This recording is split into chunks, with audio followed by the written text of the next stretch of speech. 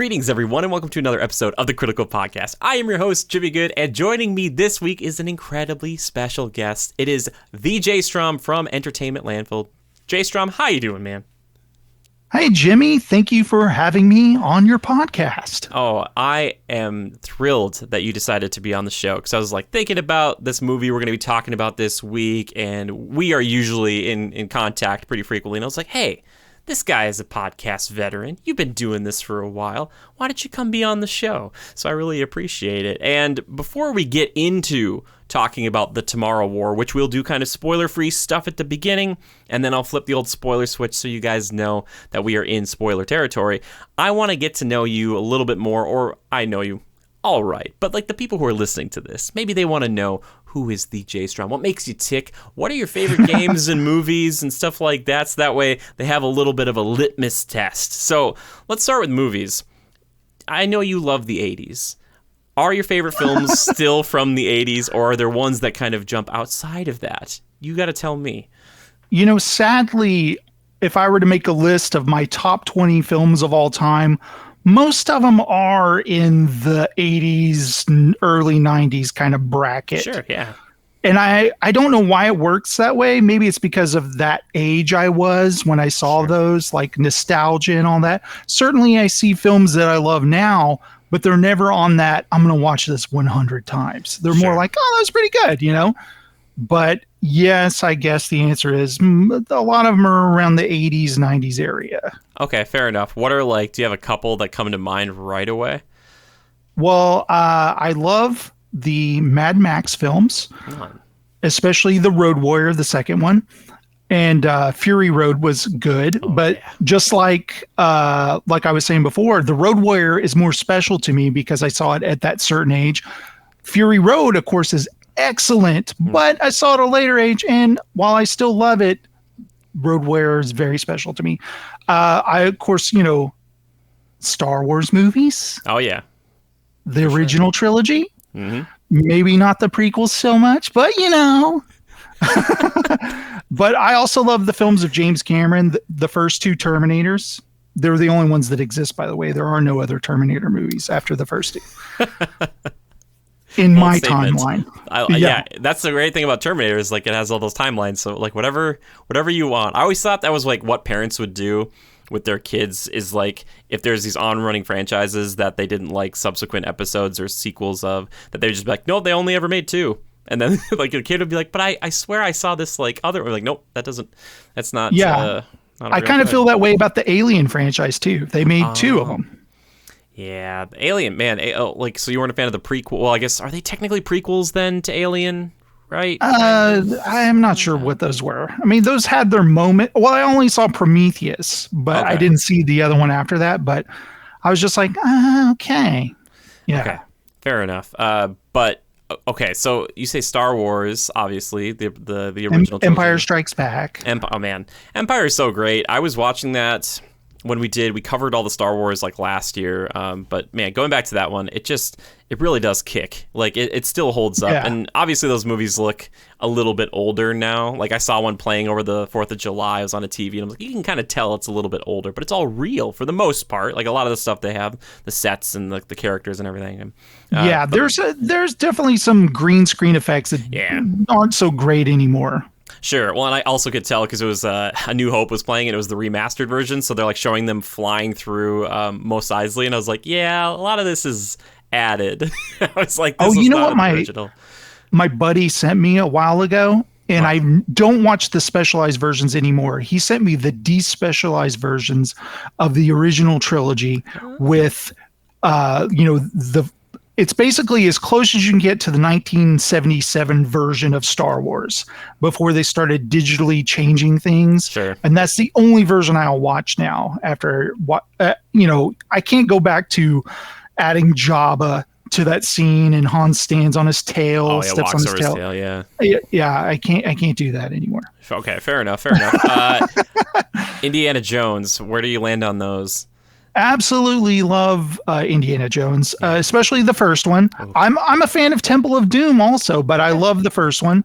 I love Junior.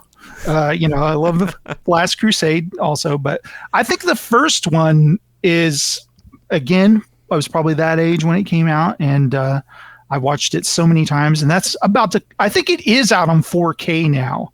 And I'm just like, oh God, I told myself I wouldn't buy movies anymore, but I want to own this so bad. Yeah. Okay. That's a good point. It's so funny because you talk about that, and I remember a lot, like my parents were very like protective of us as far as like watching stuff when we were kids. But I remember watching Indiana Jones, that trilogy, at my cabin when I was pretty young. And I think it's because the violence that happens or the scary things that happen are so brief, and it's not like the main focus of the movies. It's all about the adventure. And I remember thinking like, man, like Raiders for me is one of my favorite films of all time. And I was like, you know, well past when it came out originally. So like it still hit me, and it's still with me today. And I'm just like, man, that film is so great. I love it so much. Like, I love that super gory part at the end of the movie, because up until then, the parents are like, you know, it's been kind of violent, hasn't been that bad. And then that part happens, and they're like, oh my God, like, what? Cover your eyes, you know? Exactly. Spielberg and Lucas were like, what if we just started blowing people's heads up and stuff? Like, it's like, hey, they've already seen the whole movie. They can't leave at this point. Yeah, exactly. I remember for a while there was one rather popular sitcom that was saying that, like, if Indiana Jones hadn't been in Raiders of the Lost Ark, the same plot would have happened. But I still submit that's not true, because, like, at the end, if Indy wasn't there, then the Nazis would have gotten the Ark probably, and that would have been a whole game changer. So it was like, come on, guys. Gotta get if he wasn't there, somebody would have come along and found them. Yeah. Or gone, and then the Ark just sitting there. Yeah, exactly. So I'm just saying, like, I remember that was on a show that was like going around for a while. Like, what if like Indiana Jones hadn't been on his own adventure? This, like, the same plots would have still happened. I was like, what? It's like, wow, you guys have run out of podcasting ideas or whatever it was. Like, you know, I also love the original Back to the Future. Oh, sure, yeah. I've heard people talk about that again recently. I feel like I need to go back. So, like, do you like the entire trilogy, or is it mostly the first film? I love the first film, mainly because George, his dad, is in the first film. Mm-hmm. And then, you know, the second one has all the kind of future stuff, and it's kind of silly and goofy. You know, it's fine, but I love the first one the best. The third one, the Western, I think it's a lot of fun. And I'll say this, every time I watch the first Back to the Future, I'm like, well, I gotta watch the second one now. Yeah, man, right? And then when I watch the second one, I'm like, well, I gotta watch the third one. You gotta keep going. So usually when you watch it, you have to watch the whole trilogy. So that's pretty cool. Yeah, totally. I feel that way kind of like with Lord of the Rings, or even like Harry Potter, where like I'd watch one and I'm like, well, I gotta see how he's doing in his second year, and then it just like goes, and you're like, oh my gosh, I've committed to a whole thing. But at least the Back to the Future stuff is that kind of nice trilogy. It's just like, boom, here it is, and such a sincere group of movies. You know what I mean? Like, they have their funny moments, but it's just like, it's just, there's something heartwarming about that group of films. And what's funny is, as many times as I've seen the third one, I'm always like, oh yeah, the DeLorean gets destroyed. How did I forget about that? And then when it does, it's like, okay, well, time travel's bad. And then Doc Brown shows up in a time traveling train, and you're like, wait a second, I thought time travel was bad. Like, why is it okay now? It's okay. Yeah, I always think of that train, and I'm like, oh, okay. So I guess we can get that train. It's like, you tell me his two kids aren't getting into trouble? Yeah, I wonder if that's ever been a consideration for revival. Because, like, I'm kind of surprised that it hasn't. Is it because of Zemeckis? Maybe. He's like, we're not doing sequels. Yeah, I don't know how maybe he's like, hey, when I'm dead, you guys do it, okay? Yeah. After I'm passed away or something like that. Yeah, because 80s have been so hot for a couple of years now, and I wouldn't be surprised to see that pop back up, you know. But maybe Ready Player One, they're like, maybe we don't need to get back into that. Okay, I don't know. Fair enough. Even though I had fun with that movie, but maybe it's just like, the nostalgia thing, it wears off. Sure. Maybe audiences don't really want to, I don't know. Yeah, you got to make a bunch of new things, and then in like 20 or 30 years, we can do the nostalgia thing again. You know, like we got to do all these I would new have loved things. Like a Marty's son maybe gets into trouble or something. For sure. Yeah, totally. Okay, we talked movies now, and then also for gaming. Like, do you have any favorite games, just so people know out there what you're into? Yes, I do have some favorite games. You know, what's funny is it's funny talking to you about this because in the last couple of years, one of my favorite games is Days Gone Yeah. on the PS4. Freakers. Are they zombies? Are they freakers? Whatever. Riding a motorcycle. I'm not into biker culture or anything like that, but I love that game. And tuning up my bike and unlocking all the skill tree and then hunting down hordes. And at first, I love games where you're terrified at first, but then by the time your skill tree's unlocked, you're just kind of a badass, just hunting down everything. And I'm just like, I'm going to clear the map of every monster on here, Yeah, right? And I love that game. Of course, I love the original Last of Us. That was a great game. The Uncharted series. Yeah. I even loved the Mad Max game most recently. Yeah, you were telling me about that because I remember hearing like pretty good things about it, and it seemed like maybe more of a sleeper hit where like people who played it really enjoyed it, but for many people like the look of it and just they were like, oh, so it's like Arkham style combat and you're kind of racing around the desert. That doesn't really appeal to me. They did a lot of things right that I expect in a Mad Max game, which is, scavenging for gas, battling weird marauder guys and having an open world. And they made Max very stoic. Maybe he's a little boring. I don't know. But he has this weird like sidekick named Chum Bucket, this kind of weird guy who works on his car and stuff. And I thought that was a lot of fun. And he has a lot of funny dialogue. And Max just answers them kind of monotone, Sure. And that game was a lot of fun. Yeah. And I'm enjoying playing A Way Out with you too, but we'll save that for later. I know. We'll talk about that later on. That's good. Yeah. I'm interested in Mad Max. It's just like maybe one of these days I'll go back and go hunting for some guzzling. Yes. But, okay. Gasoline. Gasoline. Yeah, dude. Man, you said that about Fury Road. It's funny because that was like my introduction to Mad Max, and I have not really seen all of the other ones. I've seen bits and pieces here and there, right. But I liked that movie, but it must be kind of interesting, like you said, because Road Warrior is your favorite, and to see that franchise come back, not only in a game, but in like a big movie that people are just like, oh my gosh, it's like the best movie of the year. Like, it's like, this is the year of Mad Max.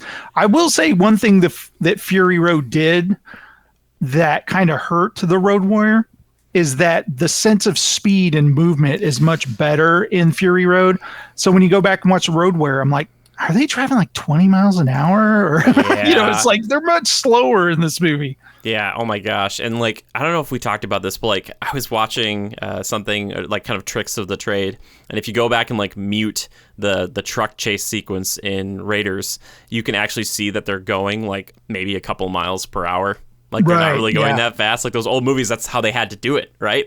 Yeah. Like you just couldn't do it any other way because they're like, yeah, we're really doing this. Like it's like physically happening. We can't drive. By the way, like that 80 miles an hour. truck chase scene in Raiders, chef's kiss, right? Oh my fantastic. Gosh. I just love Indy where he's just like, what truck? And you're like, oh, Indy. Like he just. And then the music cues up and he goes down on the horse. Ah, so good. I'm getting goosebumps just thinking about it. I miss that, like that films could do that. Like, and Marvel films, like once in a while they put that in me. You know what I mean? I should say they pull that out of me. But I miss just old fashioned like action adventure that doesn't need to be like morally ambiguous characters. It's just like I want just like these are the good guys, these are the bad guys. Like that's right. Go. Like I don't know. Yeah, man. That whole sequence is so great. I just love Indy. I also love the fact that he's this kind of like nerdy college professor, but then like he just like I'm gonna leave for a couple weeks and just go kill a ton of people and try to get something for the museum. But he's like, yep, I brought it back.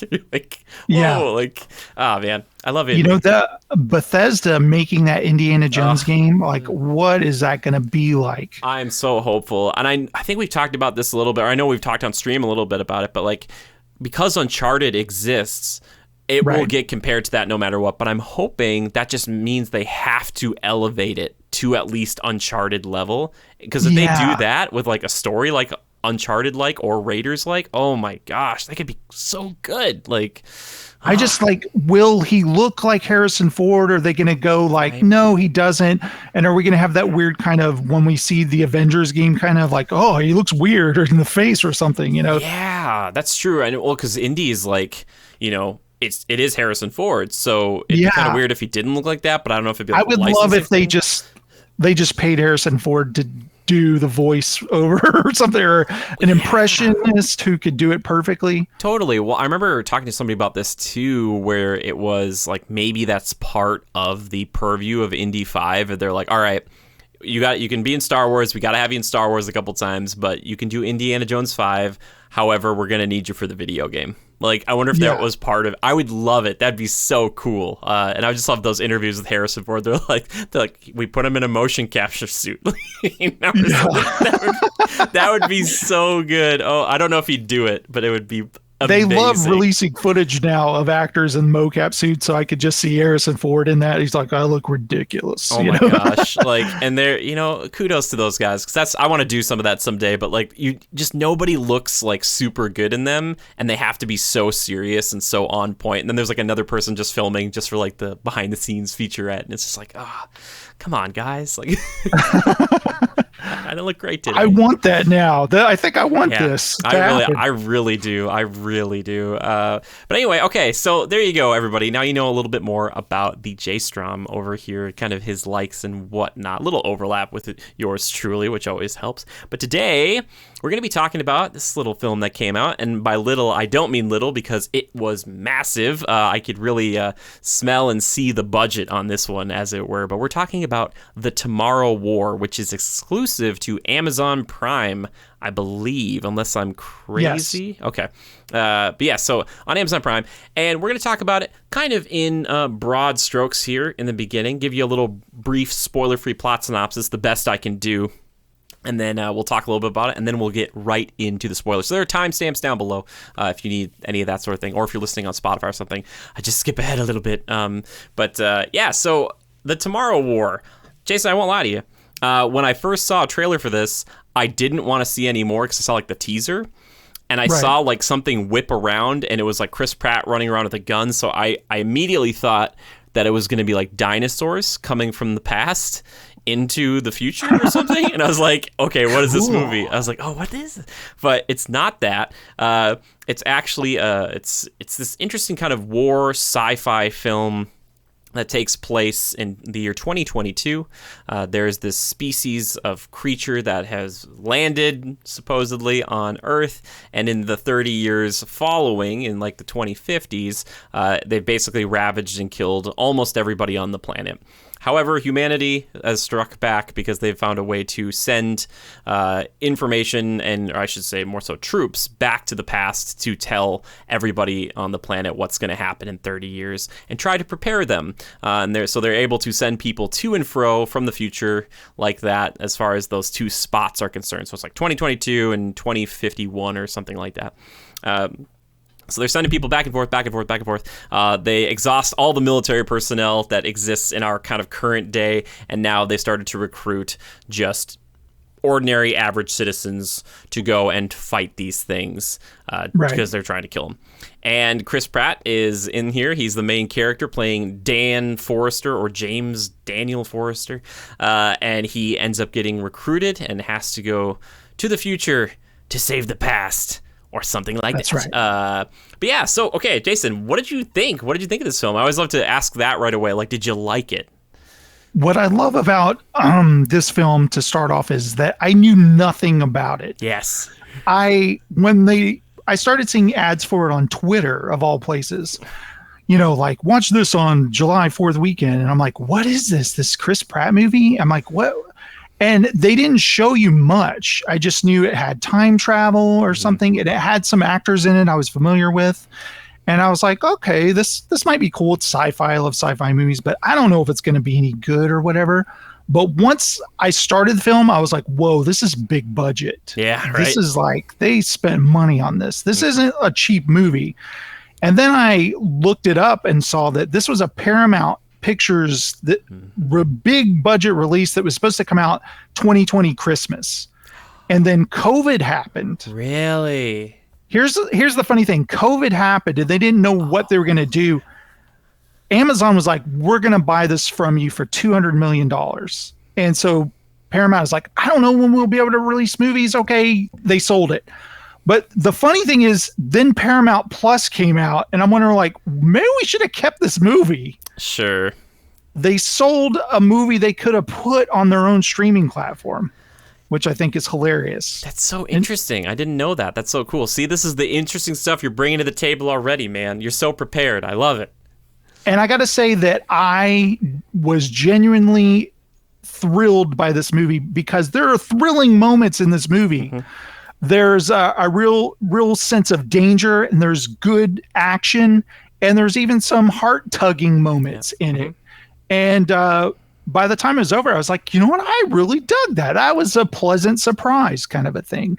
Yeah. And that's how I feel about the movie. It's a pleasant surprise. Dude, I feel exactly the same way. I don't know what part in the movie it happened, but I was like, this is good. I was like, this is good. I like this like a lot. And like you said too, it was kind of nice going in not knowing anything, because even if you don't try to watch trailers, especially for Marvel stuff, it's so hard to get around and not like learn a bit here and there from social media and stuff. Yeah. And obviously all that is voluntary on our parts, but it's just nice to go into something where it's just like, I don't know. I was like, maybe I kind of know something. And one thing that this movie does that I really liked, and I was so happy to see the restraint, and we'll talk more about it in the spoilers, but I really liked Quiet Place. But I felt like we knew of the monsters a little too early, or kind of knew exactly what they looked like. This movie holds back on that for a while, and I really appreciate that. Kind of Jurassic Park-esque in that way, where there's like, yes, the threat is there. You might see a thing here or there, but you don't actually see them for a while. And then when you finally do, they're like, oh, here this thing is, and you really get a good look at it. You're like, oh my gosh. So like, I love so that. many movies are ruined by our own expectations and our own hype, or a trailer may show us way too much. And that happens all the time now. So with this film, not having really, I don't think I ever watched the trailer for this. I just saw the ads, you know, and so I didn't know what it was about. I had no idea what the monsters look like, what the creatures look like.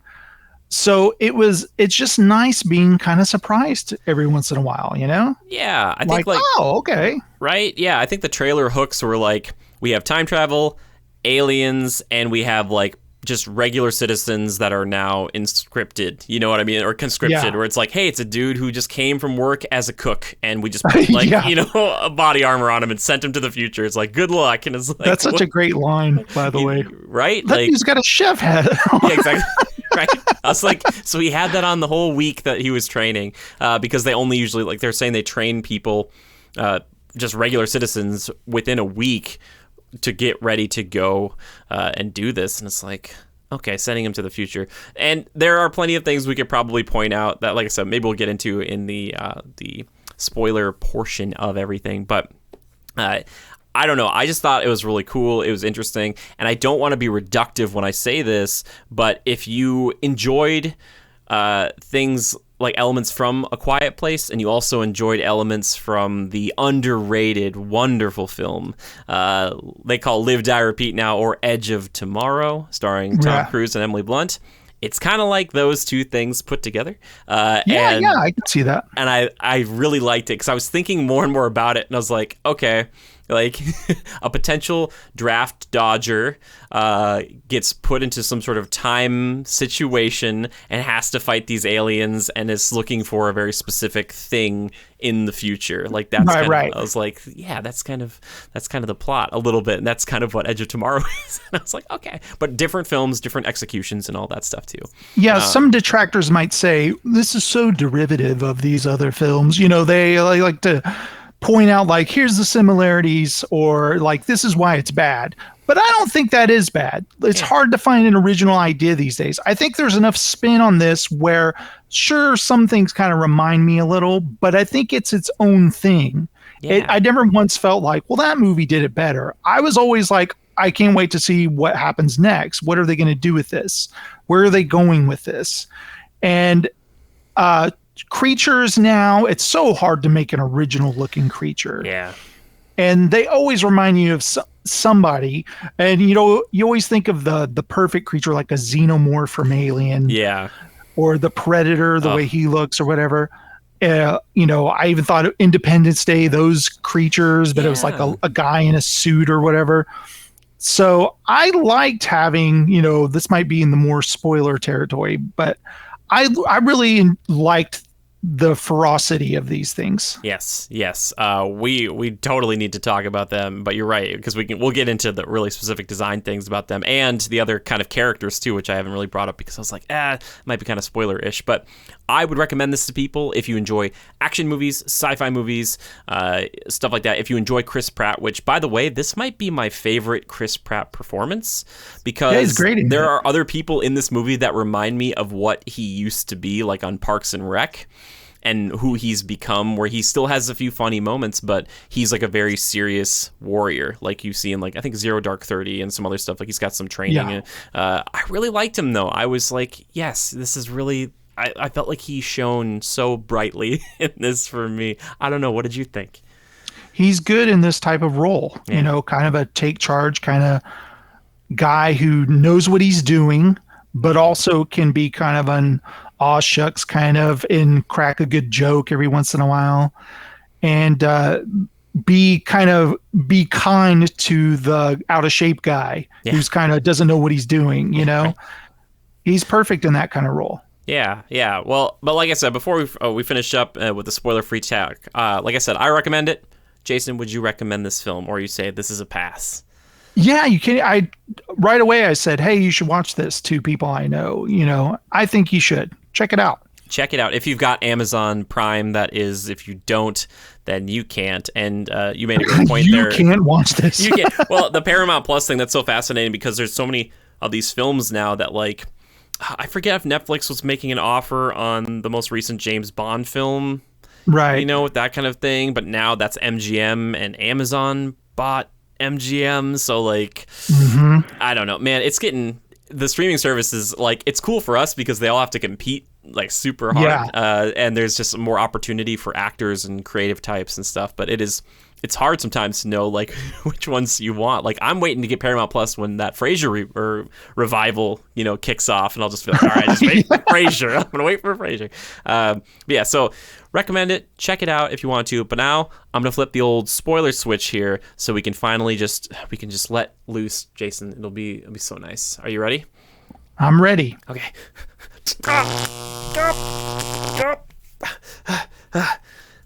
Okay. Gotta take the hit. I got the sparks in my eyes. I don't know why I haven't gotten it fixed yet.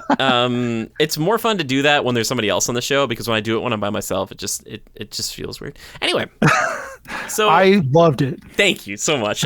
Acting. Did it look like I had sparks in my eyes? Yes, it did. Thank you.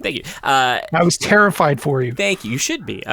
So one really cool thing, I want to get to the monsters, but before we do, one thing that I kind of called, I think probably many people would when you're watching this, is that when we send Dan Forrester into the future, he ends up talking with this colonel, and she's kind of giving him this information, and all I could think right away was like, oh yeah, he had a daughter that he left, and she would be about this age, and I'm like, I bet it's his daughter, and it was like, yep. You know what's funny? That is predictable, but I genuinely love the way Chris Pratt sold that when he finds out that's his daughter. And there's even a great moment where he wants to hug her. That's the first thing he wants to do. And she's like, don't do that. And he's like, oh, okay, cool. Yeah. Like, I get it. And I genuinely felt in that moment, like, she's had so much loss. Like, what is there, like 50,000 humans left or something? It was like 500,000 or something. Yeah, something like that. It's like, I'm not in a hugging mood right now, Yeah, well, and also there's like this whole thing where the time travel in this mythos works that, like, if we change something in the past, it doesn't necessarily change the future. Like, that's its own time period. And so something happened in Dan's life where he was just sad and eventually got divorced and, like, left the family and then ended up dying to wounds from a car crash. And she kind of was like, I believed in you. I wanted to believe in you more than anybody. And you kind of left us and stuff. And it's like, like, it's weird because the one we know, the character we know, would never ever do that. But I guess if you add like it was like 7 years he was going to die. When she's telling him that, he's like looking like, that is not me, man. Yeah, like I would not do any of that. Right? Yeah, like we all agree with him in that moment. You're like, yeah, this guy, this dude? No, but I guess they kind of allude to that earlier where it's like he can't get a job back home. Like he's trying to get this new job and he just can't get it. And she's, as a little girl, is reassuring him. But as an adult, you can tell like she wants to care about him and trust him, but she doesn't know if she can. And he's just like, I just saw you when you were a child. Like, I'm so sorry about that. Like literally yesterday, you know? Right? Yeah. Or whenever it was. Yeah, and that whole, like, they get conscripted for like a week and most of them don't make it back. And the sequence of them getting teleported to the future reminded me a little bit of Godzilla 2014, where they were dropping the guys out of the like the C-130 with the flares, because it's like a red sky in Miami, but people are just like falling. But in this time, they don't have parachutes; they're just like smashing into the building. And yeah, stuff. I see that. It kind of reminded me a little Stargate too, when they walk through the Stargate kind of a thing. Yeah, I was just happy that they do a really cool shot where they show like Dan falling, and you think he's gonna hit like the top of a building, but there's a pool up there, and it's like from his perspective it looks like he's just gonna hit the side before he hits the pool, but he lands perfectly in the pool. And it's there's one guy, he just hits several things until he just falls into the fire, and I'm like, ooh, that guy just did not have a good time. Right? Like, it's nice that the ones that were talking earlier were the ones that made it, but like I think it would have gave it a little more if like one that they had back in the training montage just like did not make it through that, like straight up Suicide Squad, like just was gone.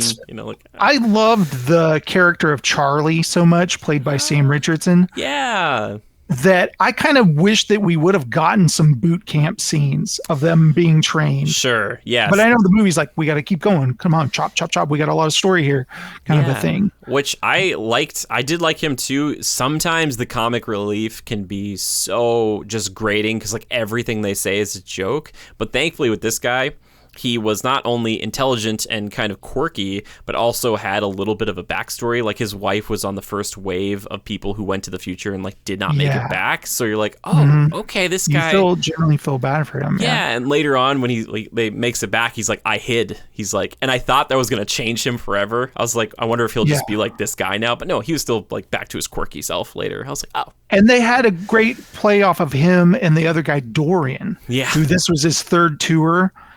And you're wondering, like, why would you do this 3 times? And he's like, because I'm going to die of cancer in like 3 months from now or something like that. So I'm going to go out the way I want to go out, like fighting. Yeah. And I was like, yeah, okay. Yeah, I get this, you know? And I love how Charlie's like, do you think I'm going to die? And he's like, oh, yeah, you're going to die. And he's like, don't laugh. He's just like, you're not going to make it, man. Oh, yeah. He was trying to like psych himself up because like, you're going back out. And he's like, I'm going to make it. And he's like, you're not going to make it. He's like, don't say that to somebody who just is psyching themselves up. Like this movie had a lot of those jokes, which I only keyed into because you were talking to me about this, because the director of this, which doesn't always necessarily mean that they're going to put jokes in here, but it sounds like the last big thing that this person did was like the Lego movie, if I'm not mistaken. Yeah, Lego Batman, sorry, that's what it was. So there's a lot of jokes in here, and maybe the writer, who was somebody different, it was also maybe, I don't know if they're tied into that at all, but it seemed like some jokes that you would get out of a Lego movie like that, like pretty kind of quick little jabs here and there. It's like, oh, that's pretty good, I was like, that's nice. But yeah, I totally picked up on that, and I thought that was good, because if they didn't have that, this would be much more of an emotional slog, right? Because it's a lot going on, like a lot of just like Oh, and I gotta say, before Dan, Chris Pratt, leaves for the future, we get to meet his dad. His estranged dad, played by J.K. Simmons. Oh, I forgot he was in this, and I was like, J.K. Simmons. And he's so good in this, and he's kind of a conspiracy guy who's like a survivalist nut. And I'm like, we're definitely going to see this guy again. Yeah, like later on when they were talking, like, we need like a plane, and we're going to need like munitions and all this stuff. And I was like, we know a guy. We happen to know a guy. And it was the second time within 5 minutes that they did this, because for some odd reason, Charlie and Dan, who were both like scientists, instead of going to maybe someone who would be like really well versed in volcanoes, they go back to the high school that he's teaching at, to talk to one of the high Dan school is a students. science teacher. That moment felt very much like a Transformers thing. Yeah. You know what I mean? That kid sold that moment, though. Yes. Because he was like, I've waited my whole life for this, to answer questions about this. Yeah, like the volcano thing, because they're like, oh, it's a volcano thing. And I was like, oh my God, they're tying back to the kid who loved the volcanoes. Like, and Charlie was even like, oh, I would have loved for this moment to happen to me when I was in high school. yeah. You know? The only thing I didn't buy was like everybody didn't like him for the volcano thing. And then like when he's talking about this, he's like owning the classroom. He's like, laptop, and like people are, like passing him a thing. I was like, I wonder if they're just like, oh, just give him the laptop so he can just shut up about volcanoes. You know what's funny is there were moments in this film that I was like, oh, if we would have been in a packed theater, people would have been laughing at this part, or this would have been a great crowd moment. I gotta say, the whole build up to the white spikes, when they're finally revealed, they did a great job of building up to that. Like, we see the carnage that they've wreaked, but we haven't seen them yet. Yes. And they even said, why haven't you shown us what these things look like? And they're like, because we determined if we would show you, then no one would show up for this and volunteer or even go. No one would show up for boot camp. They'd all run. Yeah. Because this is a horror show we're sending you into. And so when they finally show these things, and I love the reveal, I watched it more than once. It's like a panting creature's like, yes. And you see all this teeth, and it's just like, oh my God. Oh my God. Yeah, I love that. And even before that, like when they're on the top of the building and one of the recruits, she's looking with her binoculars, and they just kind of slowly pan in on her, and you kind of see the reflection of them at a great distance in her binoculars, not through them, like the reflection of it. It's like, that's so great. But right when you get to that moment in the stairwell where you see them panting, and I'm like, oh, that makes it so much more real. And the designs, I really appreciate how simple they are, but they also the fact that they have those kind of tentacles that shoot the actual spikes, I think makes them interesting in a way that kind of reminds me a little bit of Edge of Tomorrow. They're aliens, but also like their own thing too. Like they look really cool, I think. Like, you know what's funny is I really liked Edge of Tomorrow, but I don't remember the creatures very well. I remember they were kind of similar. They were really fast and they just cut you to ribbons kind of a thing, but I don't remember much about it. They're like whirling dervishes of like little tendrils all put together, and they'll like see you, and then they'll just be like they'll just fly to you, and you're like, there's nothing you can do. They're just so fast. But yeah, so these, I think the creature design, maybe one of the best ones I've seen in a long time. And I was trying to think if they reminded me of like predator dogs, or there's something out there that these things reminded me of when I saw them. Like, oh, I feel like I've kind of seen them before, but they are their own thing. I think they owe a bit to velociraptors, you know, too. Right. And that's a thing that they reveal is like, they don't just kill you, they eat you, you know? Yeah. And they show that they want to eat us. Like, we're food. Yes, totally. And that's pretty scary too, because the way they lock eyes on you is as you're the prey. And that whole stairwell scene is fantastic. Yeah. How they're going down the stairwell and they're all shooting. Charlie has a wonderful moment at that scene where he's like, and he's like shooting and shooting and shooting. I love that. And I had that on closed captioning too. And you could just see like the same word he says over and over again in that whole scene. It fills the screen. It's fantastic. And there are people like getting hit with the spikes, getting like bitten into. And that scene is like so frantic and exciting. And when the Humvees are coming for them to save them, don't you love the way they go, yeah! I knew it. And you, and then you see what happens to the Humvee guys. It's like, oh. Yep. I knew right when the Humvees, they started cheering. I was like, anytime you see cheering in an action movie that isn't like the end of it, I'm like, yep, no, send Don't poorly. Cheer because you're being saved in a monster movie. yeah. No, okay, back to the thing you said with Charlie. It's so funny because he keeps saying the same swear word again and again and again. And I was like, that's such a real human moment that a lot of people who'd be in that moment would do what he did. You'd just be like, you don't even know what else to say. But there's something about this movie, and maybe I've become more of a sadistic person, Jastrom. But I would love to see, like, I don't know if you call it director's cut or whatever, or like an enhanced edition, because this is like a PG-13. It's pretty bloodless. There's a few moments. This movie could be so R-rated, not for the swearing or any other like adult content, but like this could be a bloodbath of a film, like with all the stuff that happens, because a lot of people get like stabbed with a spike and they're dead. They're like, ugh. But there's times where I'm like, oh, they could have gone like Gears of War, and they do a few moments with the white spikes that are really pretty graphic, but because they're aliens, they can be like, yeah, we can rip them in half, like it's not a problem. And then that stuff, I'm like, yes, I'm like, there we go. That's what I'm talking about. There's some great slow-mo shots when Chris Pratt is going da-da-da-da, and he's like, ah, and he blows one of them's head off, and I was like, yeah. Oh yeah, that's a good moment. That's a good one, because they're only weak like on the throat and on like the chest. Yeah, and I love Dorian. Like, you notice he doesn't carry an automatic machine gun. He has a shotgun. And he's like, go for the neck, go for the abdomen.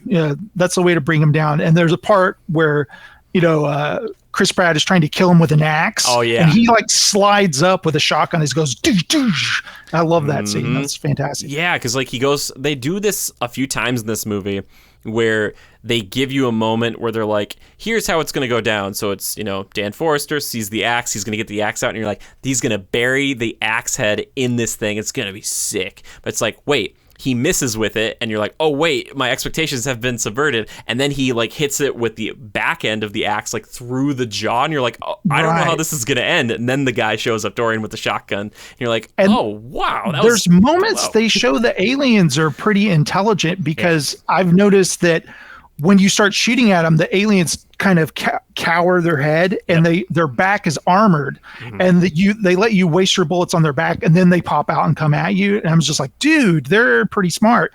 And when Chris Pratt swings the axe, the thing moves its head back, where he misses the first time. Yeah, totally. Or when they're running outside of the building in that first kind of sequence, that big sequence, there's like one barking out orders, it seems like, and it's kind of telling them like some of them to go left and some of them to go right. And I was like, oh, wow, they are coordinated pack hunters to some degree. They're not just mindless killing machines. It's like, oh, okay, cool. What I liked about this is that you were genuinely scared for the characters. Like when they're trying to get away, and the dude gets hit, or the guy falls, and he's like, we got to save him. And the other guy's like, no, we got to just keep going.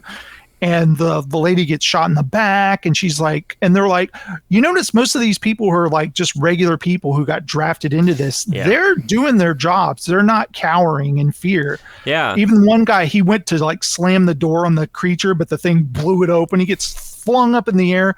Did you notice he gets dragged away? The creature just pulls him in, and it's like, that guy's poor guy. That guy was a hero right there. Yep. And then she's like, go, and she's like firing, and they get blown up. It's just like, man, they're taking losses left and right. Yeah, the deaths of those recruits I thought were so fast, like the ones who had talked for a while, because usually they kind of save that stuff for like later in the game. But they took him out so quickly when I thought that whole sequence was going to be done. I'm like, oh, whoa, what's happening? Why are they jumping over this bridge? They're like, they're dead. Oh my gosh. I was like, wow, they took him out pretty quickly there. But it was this whole like kind of crazy, like nobody's safe thing. And I think that definitely increases the tension. So you're right. So anytime one of these things gets close to anybody, you're like, wow, you could die pretty quickly. Like these things aren't messing around. They are very scary, very, very scary creatures. Oh my gosh. Yeah, when they tell Charlie he's being redeployed, he's like, are you what? Yeah. He's like, I'm gonna get killed. Why are we doing this? Yeah. You know? I was trying to count the days. I kind of agree with him. Like, why do this? Let's just hide somewhere forever. Yeah, because you go out there for 7 days, and I was like, it's like, and then you get recalled no matter where you are. And I was thinking about that, and I was like trying to count those days. So I'm like, okay, so like 3 or 4 days in, and I was like, but they're gonna like send him, like those guys like Charlie back out, and I'm like, but why? Like, like the people in their unit that got sent out, they didn't last a day. No. They didn't last hours. No. Yeah, which is I bad. guess what they're doing is keeping them busy while the daughter scientist, they're trying to come up with a what do they call it? It's not a serum. It's basically a poison. I'm not thinking of the right word, but to kill them. Yep. Mm-hmm. A nerve agent that will destroy them. Yes. And she explains to Dan that they've come up with one that will destroy all the males. But the female, it doesn't do anything to her, and she comes up with an immunity for it right away. Mm-hmm. So they're trying to figure that out. And what did you think of that whole capturing the queen sequence? Dude, I love it. I call it a queen, but it's the female. But I was like, this is the queen, like the queen alien kind of a thing. Right, yeah, totally. It reminded me of like, it's the alphas. So again, in Edge of Tomorrow, there's like alphas, and that's what Tom Cruise gets his powers. And then there's like the Omega, I think is like the super one you have to like kill because it's like the hive mind. That's kind of what this was. I really loved it. Plus, I love seeing a flamethrower in anything. So I was like, oh, and they had this whole, like, she was underground and she was, like, in these pits and they were kind of trying to get her into a cage and they were trying to, like, kind of drag her to different spots. And I thought that whole thing was really kind of unique and interesting. I was like, whoa, this is so weird. I get a kind of a Starship Troopers vibe from that whole sequence. Yes, that and like it's almost like StarCraft. Like they're like the Zerg and they just rush. They just run at you. And you're just like, oh my gosh, there's so many of them. And I love that Dan gets to see his daughter is him. She's just like him. She's take charge. She dives into the action. And she's holding her own for a bit, but they get overpowered pretty quickly by this female white spike. I thought like they're like in your face, like she bites some dudes in half in that scene. Mm-hmm. Yeah, she's terrifying, and they're like trying to like grapple her tentacles and like trying to pull her back into this cage. I'm like, how are you gonna get her in here? Yeah, this isn't working. I'm like, okay. I was like, shoot her! Shoot her. Yeah, exactly, right. And I love that once they get her in the cage, there's a helicopter like already attached, and they just take her up and out of like the sand pit that she's in. They're just like, and we're going. And all I can think about in the helicopters in every movie, I'm like, just get as high off the ground as you possibly can. I know that's not always the best thing to do, but it's always in these types of things. And then you see like one of the helicopters gets overrun because a bunch of the males show up. Oh, jumping they reveal that they have like flying squirrel type things. Yes. They can jump and they can like hover in the air. And I was like, oh, dude. Yeah, I was like, oh, wait, they have that? And I'm like, man, these things, they've got a lot going on. I really like it. Like, and I love when his daughter, Murray, played by Yvonne Strahovski, by the way, she's fantastic. And she's one great. of my favorite shows of all time called Chuck. So it was great seeing her in this. She's on that 50 cal on the Humvee, just like blow them away as they're driving. I love that whole scene. She's like, da, da, da, da, da, da. It's fantastic. So much fun. Dude, like over the shoulder, she's just going crazy with it. And I like that they gave that moment to her. And I don't know if Dan was driving or just in the Humvee, but I think he's driving, and there weren't any shots really of him driving. It was just her and they kept going back to that where she's just gunning him down. I'm like, oof. And it looks like they're not going to make it totally, but they get away. Oh, yeah, exactly. There's a few of those moments where they're getting away from a big explosion or something like crazy like that, where there's too many of these things. We also learned that the white spikes can hone in on the female. Like they come to help save her at that, like hundreds of them. So I wondered this, and the movie answers it, which is, are they going to sense she's being captured and taken somewhere? Mm-hmm. Yeah. And apparently they have. Well, it's funny. I look at that base they have at the end there, which is protecting that kind of portal generator to the past, that temporal generator. Yeah, they can't swim. They've got these kind of multiple barricades. It was kind of Attack on Titan, and I was like, maybe they can't swim. And then later on, I'm like, oh wait, they can totally swim. They apparently they can swim. They've probably eaten all the sea life by now, you know. Yeah, it's crazy. Like they're kind of unstoppable killing machines. But yeah, once they kind of try to figure out like what virus or whatever else is going to take her out. You know what I thought was really cool too is they established that they have a wormhole that they've opened up between their time and in the past, and that it's held together barely. It's like got tape and popsicle sticks and chewing gum holding it together. And it's Dan and Charlie kind of work it out that like only people that are already dead and didn't live in that future can go. Yeah. And that's the reason they picked us, because when Dan got drafted, they say, you die 7 years from now. And he's like, I do? And they're like, yes. And so he's not alive in that future, so they can send him there and it won't mess with basically the timeline or something like that. I thought that was kind of a cool little note they put there. Yeah, I love that because they're like, oh, it's like a paradox. And he's like, yeah, that's probably why everybody here who's running this is so young, because they like grew up you can't exist in the timeline you go to. So those young people who came from the future, they don't exist yet in that time. I guess they're born a little later, so they can go.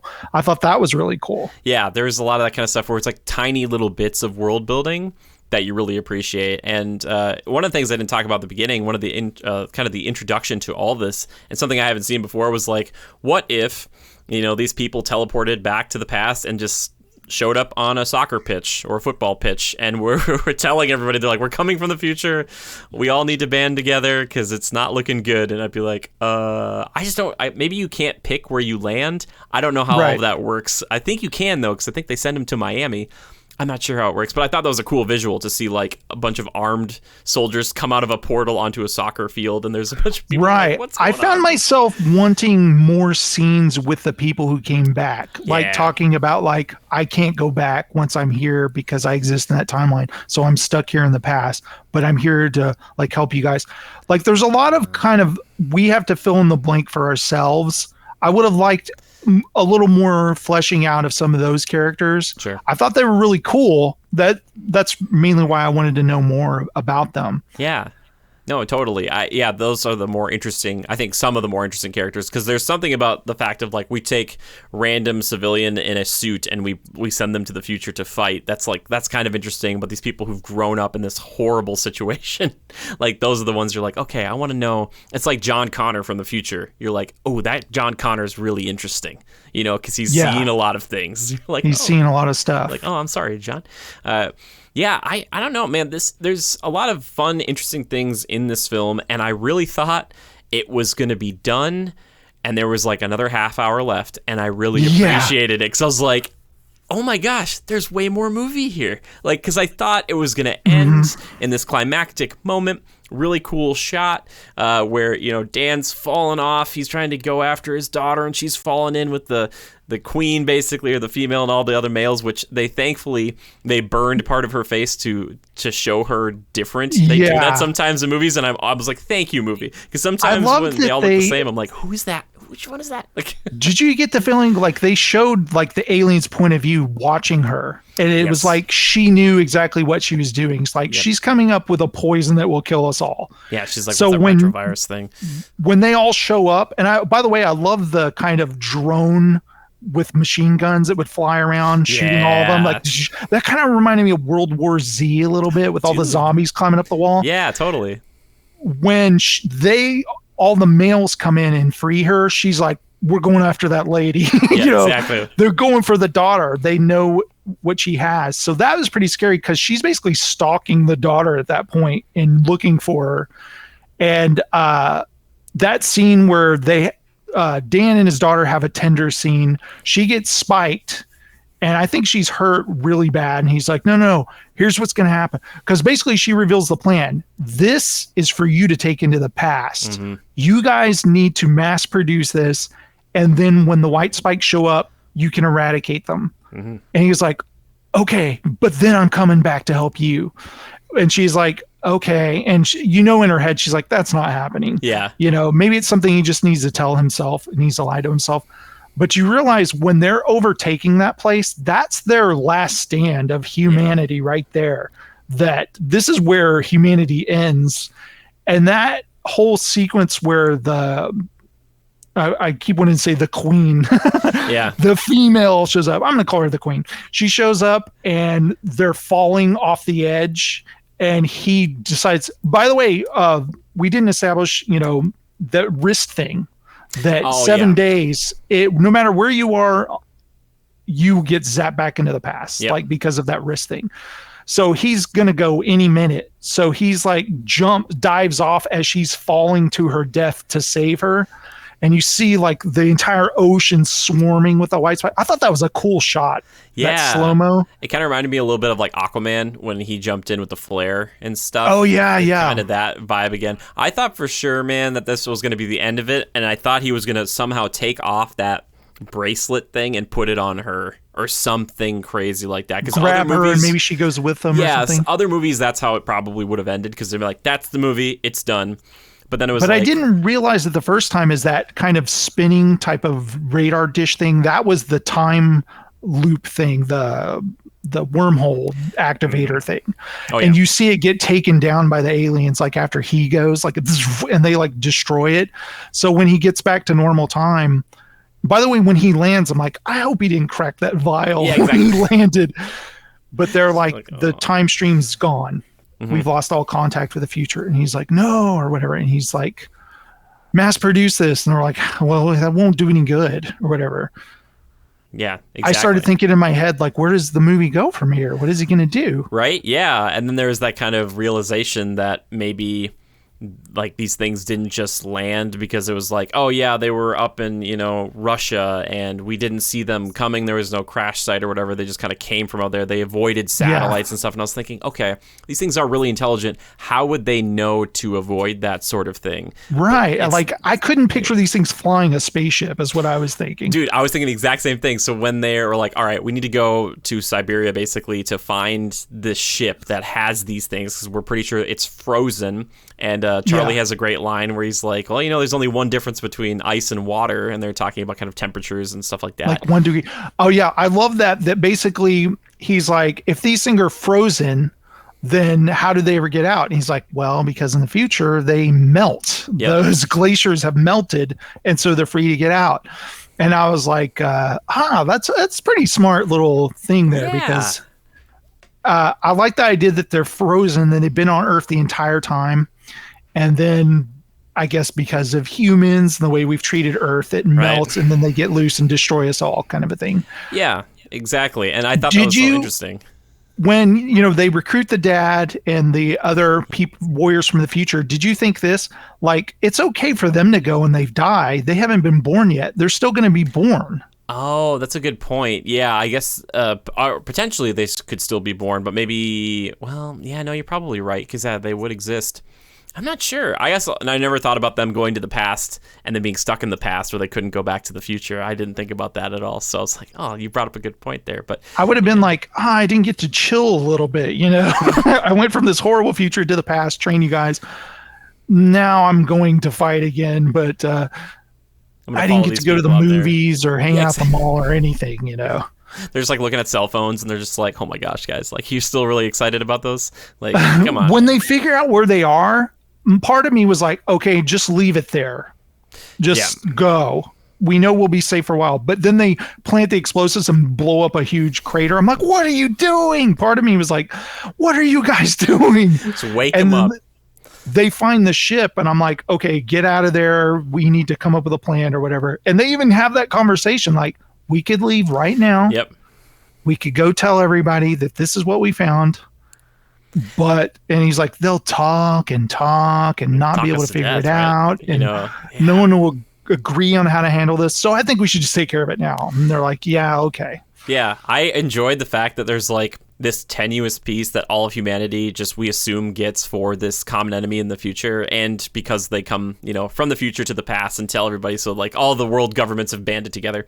I love that. And then like the second that we think it's gone, even like the Department of Defense or whatever, Secretary of Defense is like, I can't justify this. He's like, look at all this is all everybody's trying to kill each other right now. I got other problems. And it's just like humanity just fell in on itself, just like we're back to fighting each other. Yeah. And so like they knew going into this spaceship, they're like, yeah, like it doesn't matter if we tell anybody because they're not going to listen.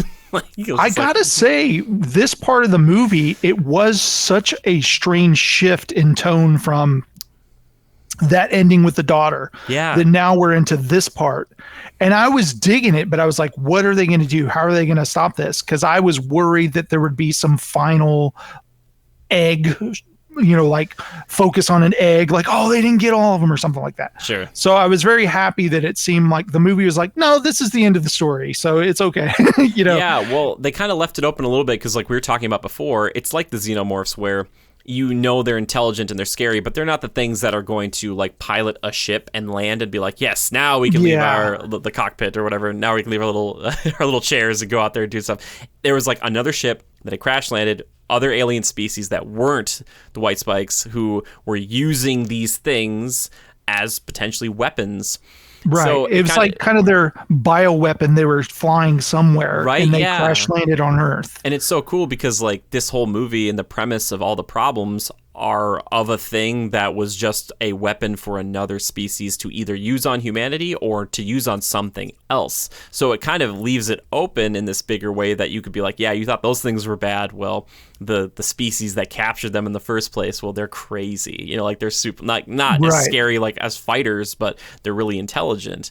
And then I think it's so funny because they go into the ship to find like the white spikes, and they're like, okay, here are all of them right here. And they're like, we've got the neurotoxin. You know, we got the toxin. We're going to go stab them with these because they're like these little incubator pod things or these little kind of sacks or whatnot. And it's like, why wouldn't you go and do the female first? Because she's like the one you got to get rid of. I was like, go for that one right away. I thought it was going to be all Resident Evil or something where there was just a container. You inject all of it in and you see all the green stuff go in every pod at the same time. Sure. But instead they were doing like one at a time. I was like, this isn't working out, you know? Yeah. And also, I don't know if you thought this. I was like, look for alien weapons on that ship. Right? Yeah. Or just like check out the rest of the ship because later on they find out that there's like tons more, like thousands more of them. Like guys, there's a bunch down here. They were delivering a payload somewhere. Yeah, of those creatures. But I get it where like in that moment you're like, oh my gosh, we could wipe out the 8 in this room like really quickly and we'll save humanity. But then it's like, you didn't think it through. And I was like, it's better for the movie if the female lives so we can do like a cool final fight sequence with her. You know? And I love, he tells his dad, he goes, Dad, you're the last line of defense. Don't let anything get past her. And he goes, don't worry, I got this. And Charlie's with him. And I love Charlie's boneheaded when he goes, you got some spikes coming out towards you. He realizes that there's no bullets in his clip. And I was like, oh my God. And the dad's going, Charlie. He's like shooting it one at a time with his sniper rifle. And he's like, Charlie. That moment with the saw, I laughed out loud. That was hilarious. Where he kind of slides into its head, is like, you know, with blood and guts going all over him. I love that too, and it's the second time this year we've gotten something like that. We got it in Mortal Kombat as well. So it's like, I like this whole chainsaw in the face thing that's been going on. Like, guys, it's pretty good. That moment. Charlie had the best moments in this film. Really, well, those two had to leave because the female got out, or they had to, like, they weren't there when Dan got out of the ship. Like those two guys had left or something. Dorian, they planted the whole ship with explosives, and they're like, and he's just like, we're gonna blow it. You get out of here. And he even gets to say his final last line, like, I'm going out my way. Yep. And then he blows them all up. Dude, fine, except the queen got away. Exactly. Well, that explosion and then the one beforehand where Dan's like, is that it? And it's like a bigger explosion. Like the explosions in this movie, I'm like, pretty good. Yeah. Like I said, they spent a lot of money in this movie. Because the effects are fantastic in this movie. They did a great job with the effects. Oh, yeah. The time manipulation effects and stuff I thought were really cool, too. But I like that the movie starts, like, they kind of do it like a TV show where they do something kind of interesting at the beginning. So they, like, show Dan show up first in the pool, and then, like, later on they come back to that. And you're like, okay, we're back to the present here. But I like that the final fight is, like, him, his dad, and this final thing, and really just showing the intelligence not only of the female, but like of this pair, this kind of this father-son team who don't really like each other. Did you get that kind of feeling of a dad taking his son hunting? Dude, for sure. Especially with the whole, like, he made the trap and he was like using his sniper to like hit it from a distance. He's like, yeah, you dummy or whatever. It's like, yes. When he starts shooting at that thing from a distance and it turns and looks at him and just starts running towards him. I love that. He's just like, okay. Mm-hmm. Thing is just hauling butt right to him. Dude, and it almost gets him. And then it's like out of nowhere, Dan shows up with a snowmobile and just smashes into it. I thought he was just going to try to like shoulder charge it from the side, but I'm like, oh, the snowmobile into the side? Pretty good move. Yeah, that works. Yeah. I like that. And the whole fight with remember Dorian had a white spike claw around his neck on a necklace, and he gives that to him, and he uses that as his weapon in his hand. I thought that was really cool. Well, that and the whole, like, and then back to back, I was like, oh, it's Army of Two, because, like, it gets away from them, like, the female gets away from them. Oh, so when the dad goes back to back, I was like, yes. Yes. It's like, if you hear that, I'm like, oh my gosh, like, do you see her? No, I can't see her. And that whole sequence. And I love, again, kind of like with the axe earlier with the miss and then the hit and all that stuff, there's this moment where it's like all the dire, kind of like, oh, they got the toxin in the tendril, but she rips off the tendril. And I was thinking that beforehand. I'm like, oh, it might not get there. And she rips it off so she doesn't die. And the fight continues. And there's when this he moment, stabs it in that tentacle, I was like, bad spot to do that. Yeah, I'm like, oh, no, it's not good. So they're fighting and fighting and fighting. And it's just this dramatic thing. And then there's this moment where it's like, it's going to kill Dan, and it's going to jump off the edge with him. And then it's like, his dad cuts his hand, and like the thing's going to go for him. And I was like, oh, this is too predictable. I'm like, oh, come on. Really? Yeah, when he's like, this is it, son. And then it's this like, is for you. Whatever. And he's like, nope, that's not going to happen either, because Dan jumps back into that fight and saves his dad. And I love when they blind it too. They stab it in both eyes. Dude, yeah. And then just the whole, like, he gets it, right where it needs to be with the claw in his hand. Like, doesn't he cut its throat? Like, just goes slit its throat, dude. It's so good. And then he hits it with the toxin. Like, it's an overkill in such a good way. And then there's he throws the vial in his mouth. Yes, that's what it is. Yeah, and it just starts eating its head. I was thinking, okay, you definitely got that in you. Because, like, of course, if you inject it, like, it's going right into the bloodstream. But these things, they're just so, like, they're panting, doing stuff all the time. And if it bit on something, it would have already, like, ingested whatever that was. And I was like, oh, I'm like, there's no way you're coming back from that. And when he's, like, telling it, he's just like, die, die, die. And it falls off the edge. And you're like, oh, what if it survives? And they do that whole, like, it just lands. And it just, like, it could come back to life. But no, it, like, turns into goop when it hits. It's like, oh, my God. I actually said yes, like out loud when that happened, like it's dead. Yeah, and I also love the way it was blindly shooting the spikes everywhere when it was blinded, just going. And it even hits Dan in the leg too with one. Yeah, it's such a great like final fight, and it could have been so like I sacrificed myself to kill it. It's like no, neither of them had to sacrifice themselves in order to do this, and it still worked out. And you're like, cool, that's so cool, because like we didn't know. I think J.K. Simmons' character, Mr. James Forrester, well enough where, like, if his sacrifice had happened, it would have been as meaningful, because he's only in it beforehand, like, a few scenes. Because, like, the movie establishes that he was a deadbeat dad, or he was never around for his son. And he's like, he sends birthday cards to his daughter, or Christmas cards, or whatever. He's like, no, he's not going to be in her life. So I love that moment at the end, that bonding moment where they killed the mother alien, and when they're laying in the snow and the dad's like, did you just say die? And he's like, yes, I did. And it worked. Yeah, it worked. It's like, it did. And then Charlie comes and lays down next to him. He's like, oh. Out of nowhere. Yeah. It's like, oh, Charlie's here. But I love when he goes home at the end and he has that moment with his daughter, because we didn't talk about that much when he goes back and he just saw his daughter die, and now he sees his young daughter again. He's just like, he knows what's going to happen to her in the future, and he tells his wife and everything.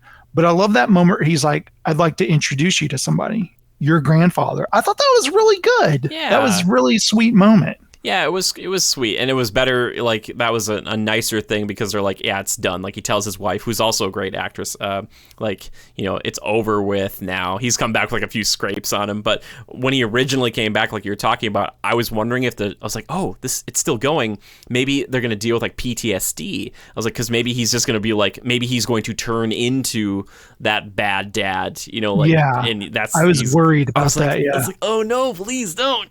But thankfully they didn't do that, and it ended on a nice happy note. Like you said, they didn't do like there was one sack left in the spaceship that survived, and also I love the guy they went to for help who turned them down. He takes credit for it. He goes, I sent them into action on a covert mission. I was laughing out loud at that part, because you're like, he's on TV talking about this, and he's like, you know what, if I had the chance, I'd do it again. Like, you're like, you suck, dude. Like, come on, man. Like, oh man, because that's just how it would work. He's like, I'll take credit for it, but if you screw up, I'm gonna disavow any knowledge of this thing. It's like, dang. Yeah. I honestly felt when this was over, I was like, this would have been a huge hit. Yeah. If the world was normal when this would have came out, I think it would have been a huge hit. And this, what were we gonna say? a Christmas time box office hit, you know. Sure, or like it would come out around this time of year, and I didn't talk about it earlier, but you mentioned the aliens from Independence Day earlier, but this has got an Independence Day vibe, sort of.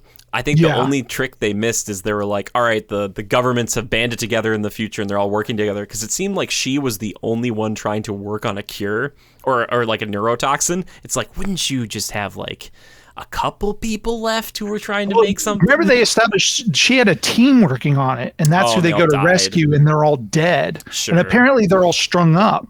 Yes. And I was thinking about this. She said, if you find bodies, that means they're coming back. I think what it is if they're full and they're not hungry, they string up the bodies for later and they come back to eat them. Oh, you're smart. Yeah. She has him get the vials. Yes, which I was wondering about too. Like, maybe you just can't send like a carcass of one of those things back, because that's what I probably would have done. And be like, all right, I'm gonna take one of these things, or living, and send the female back to the past and give people like a couple decades to study her and be like, yeah, we can definitely kill her, because we're just so good at making stuff like that. And I thought there is it was gonna be part where she, she's taking samples from the queen. Yeah. And he goes, you should kill her. And she's like, no, we may need her. And I'm like, no, kill her now. Yes. Yeah. I thought they were going to say something like, oh, we need like a living metabolism in order to develop a neurotoxin. Right. Or something. There is that part where she's doing the thing with the vials, and there's kind of like a montage. Yeah.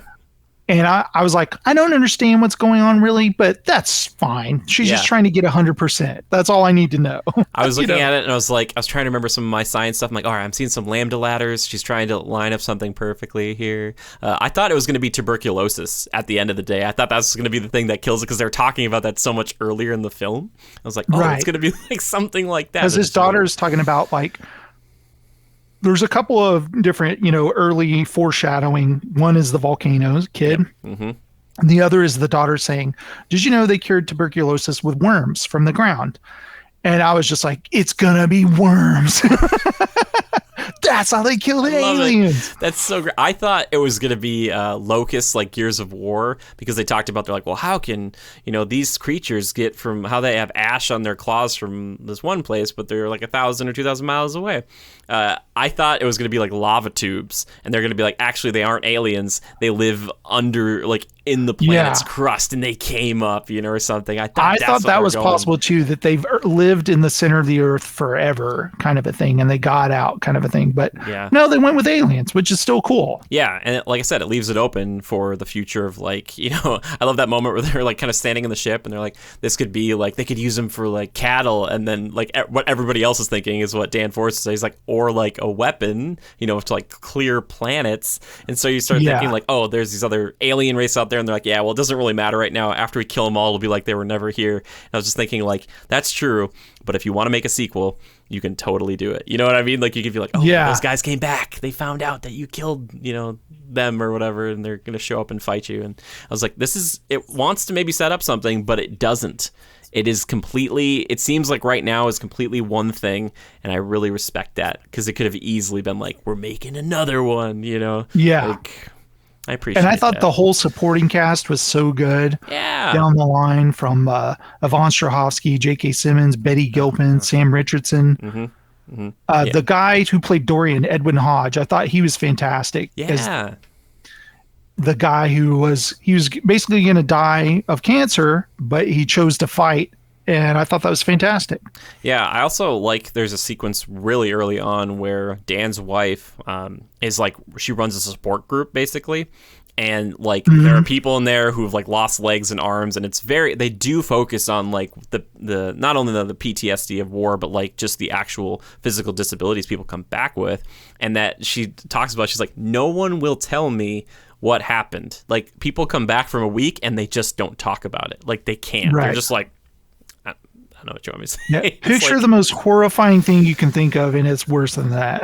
Exactly. I'm just like, oh my gosh. Like, yeah, it's a crazy world. And there's that one moment where Charlie's like, I'm just glad that Will Smith isn't alive to see what happened in Miami, basically. Yeah, that was fantastic. Like, I love that line. I want to think that Will Smith is out there watching this, and he's like laughing at these things, he's like, like when they showed those unmanned drones with like Gatling guns flying around, I was like, they need like a ton more of those and just those. flying over cities. Yep. Just shooting them.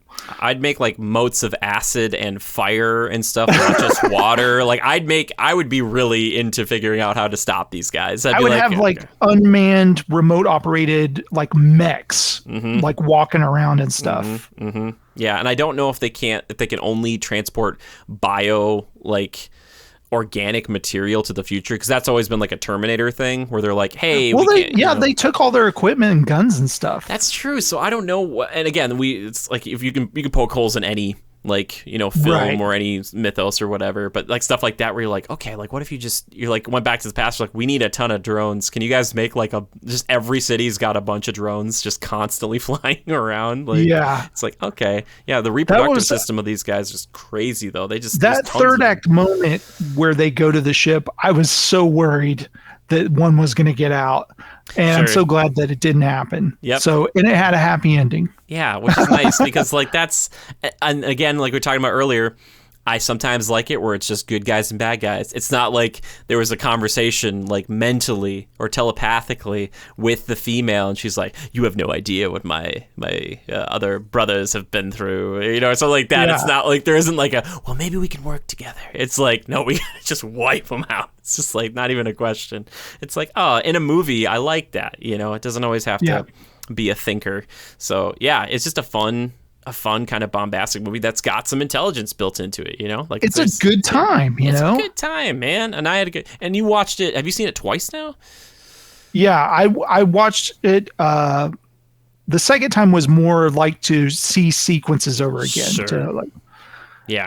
So I'd like to just chill out with the lights off, turn it up real loud. The first time I watched it with headphones on, I'd like to watch it like a real theatrical experience. Dude, yeah. And the sound design, especially on the white spikes, man, it reminded me a little bit of the creatures from A Quiet Place, kind of. And while The Quiet Place is more about like just listening, like hearing that, there's something about the look of these guys that was just so cool to me. So alien dog, like crazy. I noticed things the second time I didn't the first time, like when they're calling each other. Yeah. Like when the first one sees them, he like starts making a sound like, hey, they're over here, kind of a thing. This coordination. It's like, yeah, I feel so bad for do you remember early on when they're first in Miami, he has those two, you guys stay outside and keep a lookout, and they're kind of just sitting there, and he goes, I think I see something. Yeah, she's scary. like, where? And he goes, don't you see it? It's moving. And then they come inside and they're like, don't go out there. And he's like, okay, we'll go out the back way.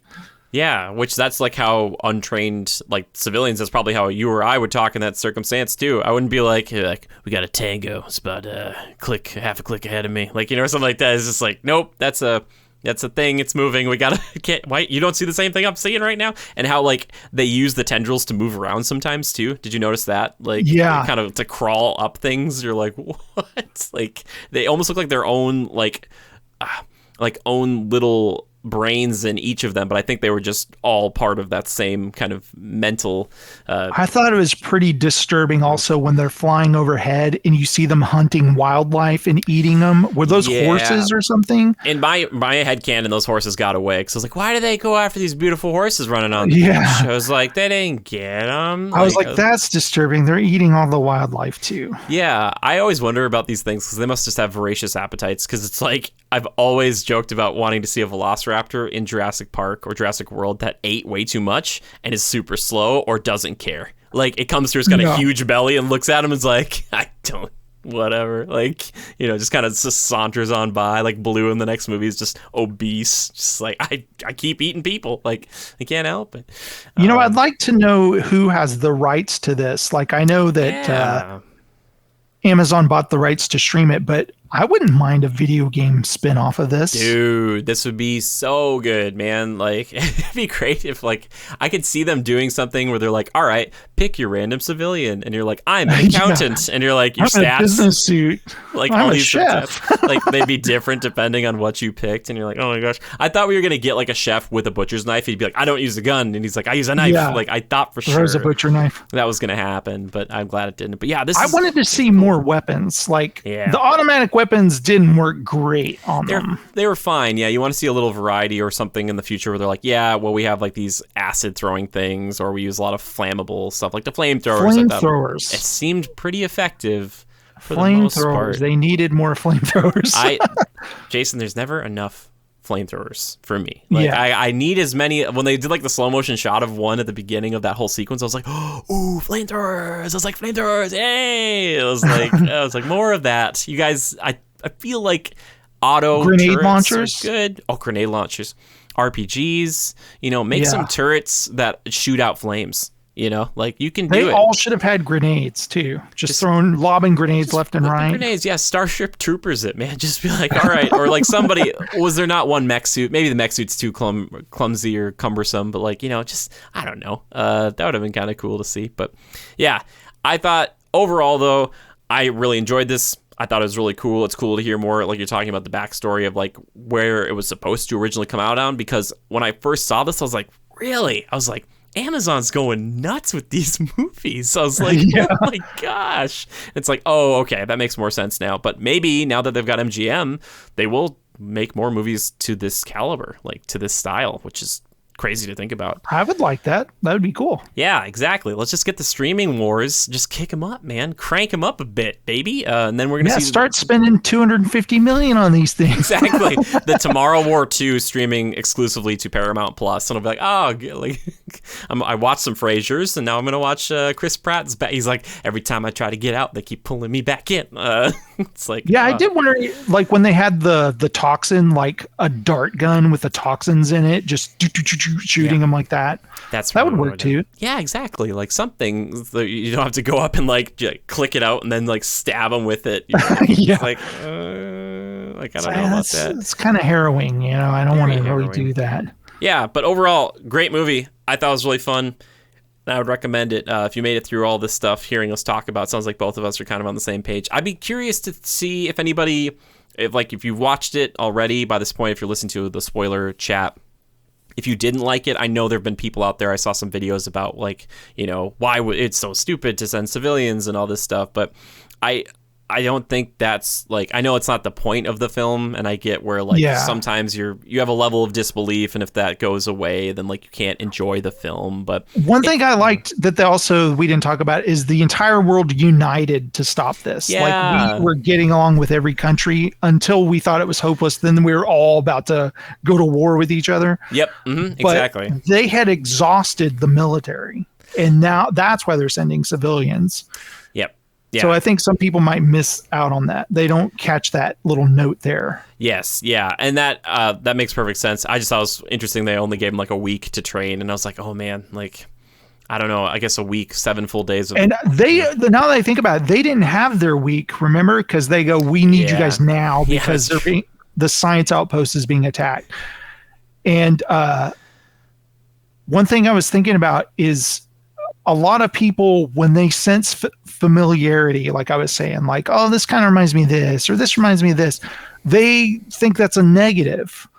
I don't always think that, because it may remind you of Starship Troopers in some points, but if it's also fun to watch and it's cool action, then hey, why not? You know? Oh, totally. I don't see that as a negative. Yeah, I like to compare things flatteringly, just be like, oh my gosh, like I'm going to compare you to this thing because I love this thing. And it's like to think of you in the same thought is kind of like, I really, really like Edge of Tomorrow. And when I saw this stuff, I was like, this reminds me of that movie. And I like both of it. You can like both things. You don't have to be like, I like this one thing, I can't like anything else like it. Like you can like more than one thing. That is a good movie. I need to watch that again. Dude, I really like that. I would love, man, if you want to, like, we should sync that up. I'd watch it with you, man. I just sit there and be like, it's just a fun movie. It's also fun to watch Tom Cruise occasionally play against type, because the beginning of that movie, he is not the action hero. He's like, I'm not here to fight. And they're like, all right, buddy, get out there. Like, I'm reminded of, there's a film Tom Cruise did called Oblivion. Yes, have you ever seen that? Yes.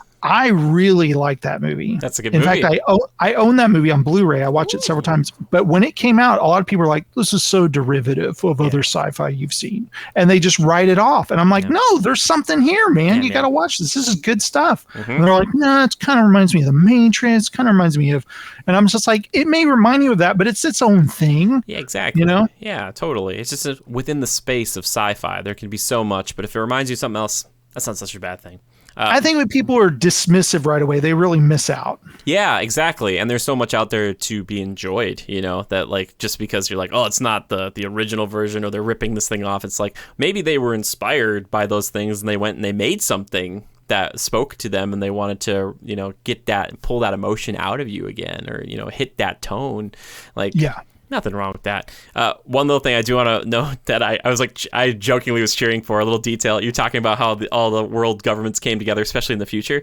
So they're at like that oil rig and there's all the flags on that flagpole, right? Yeah. And at the very top though, USA. It's like at the very top. It's like we're all together. I just imagine just the Americans. We're like, we'll all work together. That's totally fine. I want everyone to know that the American flag will be at the top of the flagpole. Yeah.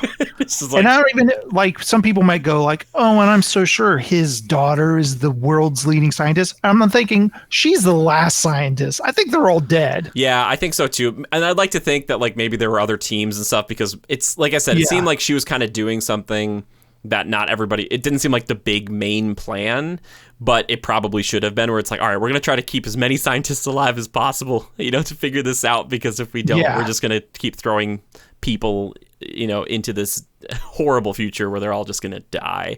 But I think it was great. And it was so cool because it presented us with an interesting character situation where it's like, okay, I jumped, 30 years in the future and I got to hang out with my daughter who I had a really good relationship with. I don't anymore for stuff I did not personally do, but apparently a version of me did. So that's a dynamic relationship comparatively to other ones that are a little more straightforward. I thought that was great. I was like, that's cool to throw in your big sci-fi movie. Like, they didn't have to do that. They didn't need to do that, but they did. It's like, yes, emotion, character for the story, for the plot. Yes. Right? Because it would have been weird if it was somebody else that nobody, like, he's like, I've never met you before. And she's like, I've never met you before, and you're not special to me. Like, you're like, well, why do we pick this?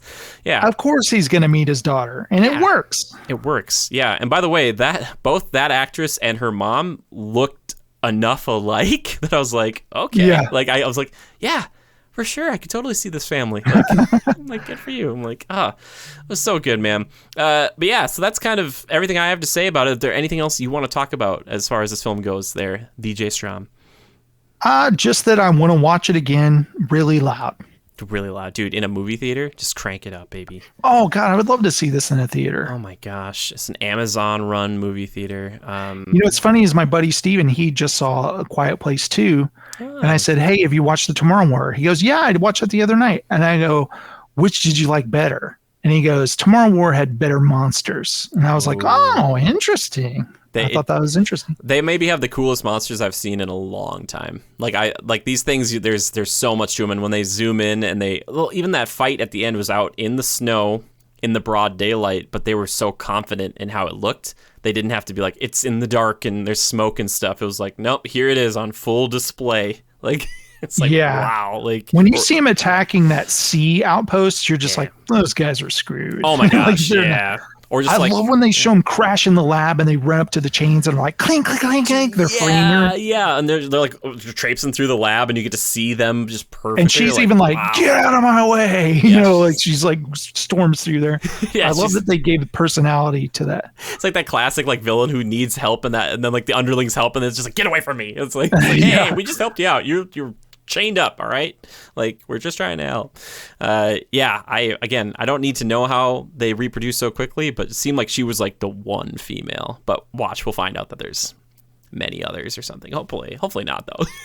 Hopefully not. But yeah, so please go check that out if you haven't already, and leave your own reviews and comments, down below if you're watching on YouTube or listening on YouTube, or if you are just listening via various audio platforms. Please tweet at us and let us know what you thought of it, because I love hearing other people's perspectives, or what they thought when they saw this, or maybe we convinced somebody to check it out. Or maybe we convince them not to.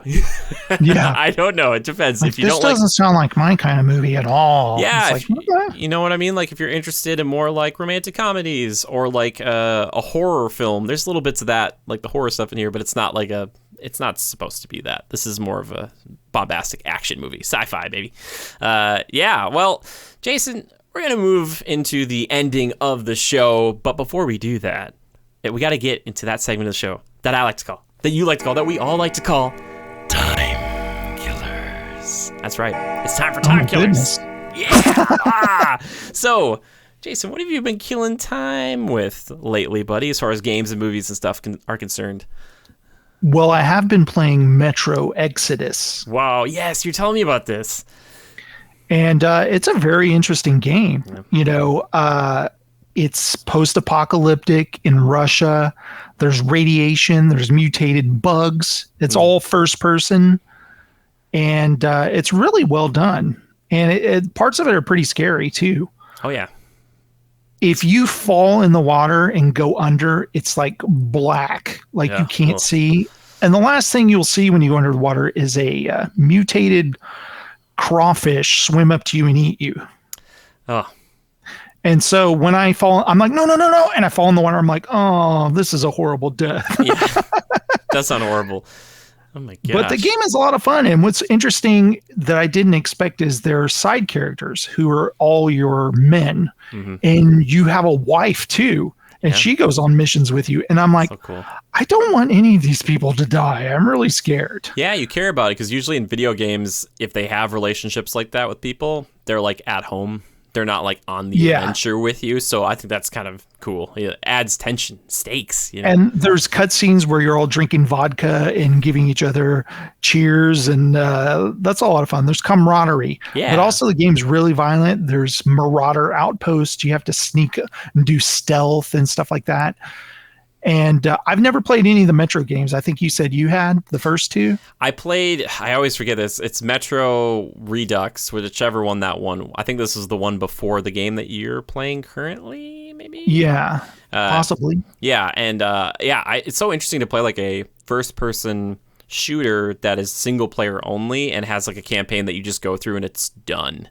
Like, it's pretty straightforward. It kind of reminds me of like BioShock, but BioShock had more of like open world elements. Like these games typically are like you're going in one direction, like for the most part. You're not like kind of scavenging, or at least the one I played wasn't that way. But yeah, I thought it was cool. Like you put your your mask on for like the radiation and stuff or whatever else, and then like sometimes it would get cracked if you took damage, and I was like, oh no, like not my mask. Like in this, you can put tape on it to fix it. Oh, cool. If it gets damaged. So great. Also, the weapons are so unusual. Like there's shotguns, pistols, automatic things, and you can take pieces off and stick them like a scope or a stock, and you can put it on your other weapons. And you can, when you kill a guy and you see his gun, you're like, I don't want his gun, but I want that scope. And you can just take the stuff off the gun and put it on yours. That part's really cool. Like the crafting, building,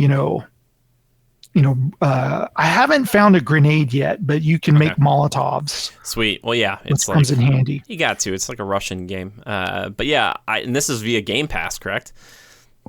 No, this was actually on sale in the Microsoft Store. Oh, okay. It was like the deluxe edition with all the DLCs. I think there's 2 DLCs. Nice. And it had recently been given the next gen upgrade. Ooh.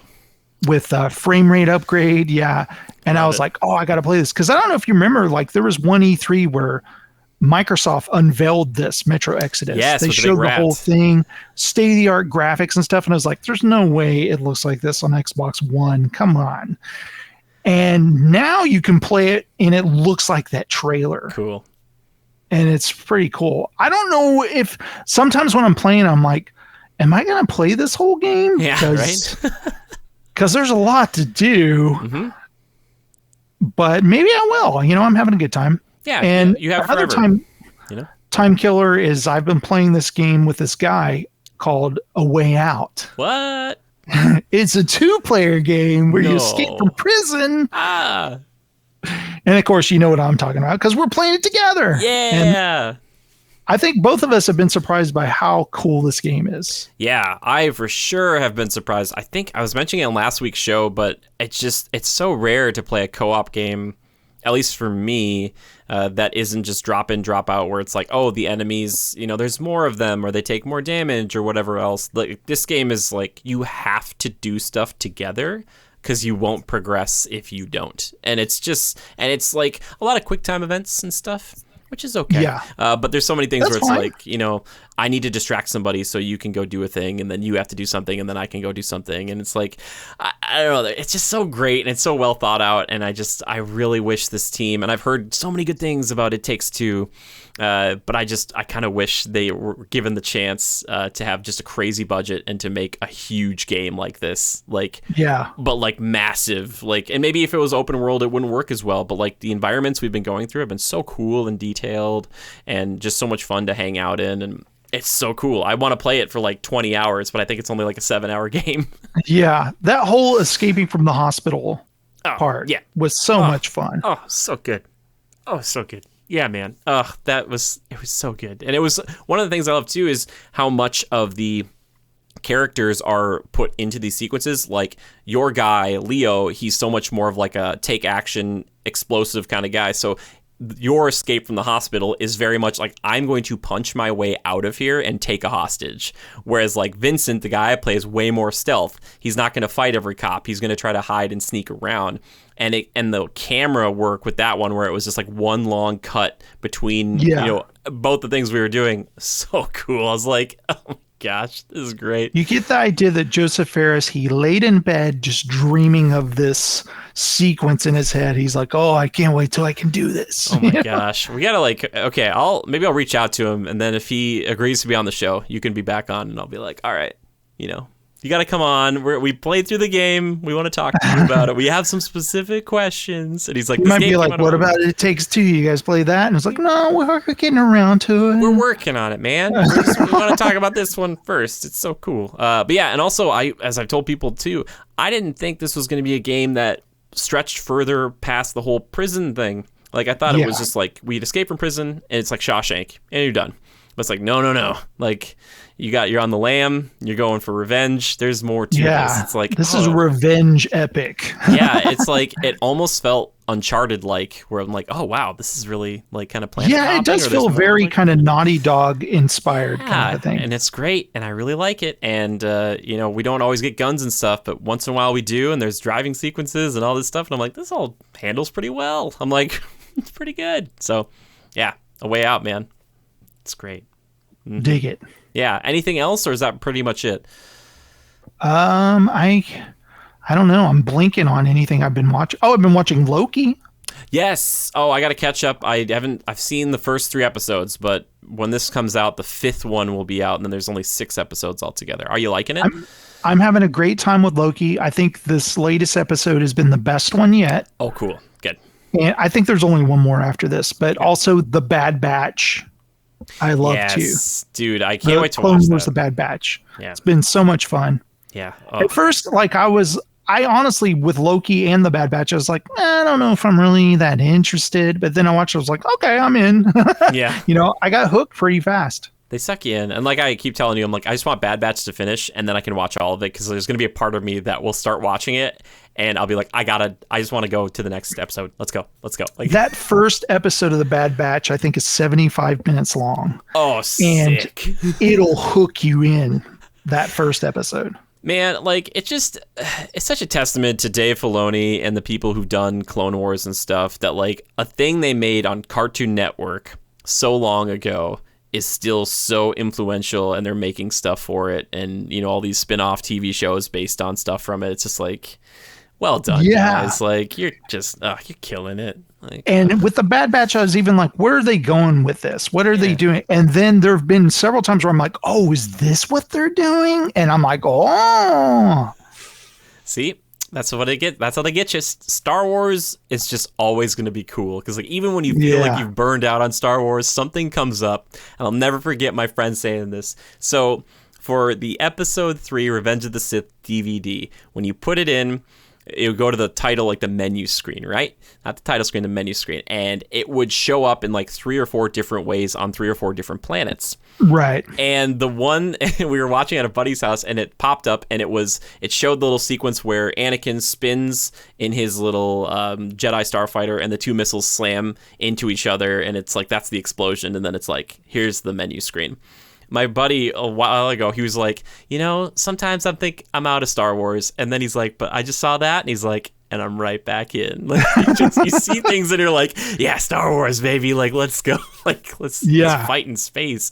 And I love that feeling too. Oh, I'm back in. Yeah, you get that way because sometimes, like, with all this stuff, like even like I love Marvel and all these things, but sometimes you're like, wow, there's just so much of it. But then you see something that just resonates with you, and you're like, oh, I'm back in. Like, I not that you're ever really out, but like it just brings you to that, like, oh yeah, my gosh, I can't when wait. It gets your excitement back. Yeah, the anticipation and enthusiasm.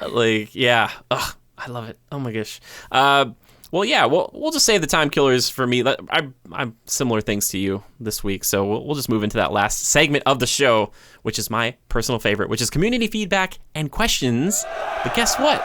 I'm asking questions just specifically for you. Jason, are you ready for the lightning round? Yes, I am. I think I am. Here we go, Jason. I want you to just, things that come right off the top of the head there, just gut feelings. All right. Favorite video game weapon of all time? Go. Oh, jeez. I did it last week on the show, so I was like, I got to ask him about this. That's hard. Shotguns. Okay. Love the shotgun in Last of Us. Oh, good point. The most OP shotgun of all time is Mad Max. Your shotgun is so amazing in that. Last of Us. No, wait. Days Gone shotgun sucks. Okay. Not good. The Tommy gun is the best gun in that game. I think that is coming back eventually because there's enough love for it that I think if it slumbers for a few years, they'll be like, yeah, Days Gone's coming back. I'm waiting for the Days Gone TV show.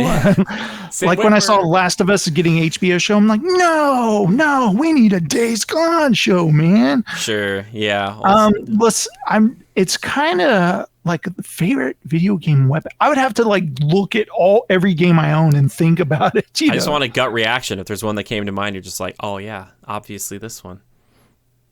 Yeah. Oh man, it's so lame that I can't think of anything. That's fine. You said Last of Us shotgun. Well, I got to say this. Okay, Metro Exodus, you have a double barrel shotgun pistol thing. Yeah. Pretty sweet. Oh, yeah. Mm-hmm. That's a good one. It looks so goofy looking, like 2 pipes on a little stick thing. It's weird, but it does unbelievable damage. Cool. Good pick. Favorite Marvel superhero? Ooh. When I was a kid, it probably would have been a toss-up between Spider-Man and Captain America. I think what I liked about Captain America in the comics is just he was so assured of himself and he was a great leader. But Spidey, web slinging and stuff, and probably in my teen years, Daredevil. I love Daredevil. Dude, Daredevil. That Frank Miller run on Daredevil, so good. I think if you were to ask me right now, Spider-Man. Okay, Spider-Man. Good pick. Favorite DC hero? Always loved Green Arrow. Thought it was cool to have cool pick. Guy with a bow and arrow, Yeah. But come on, I love Batman, Batman. I was thinking about Batman recently. Like, I used to give like Hawkeye and Black Widow a hard time because it's like, yeah, they're superheroes, but they don't have any superpowers. So how are they superheroes?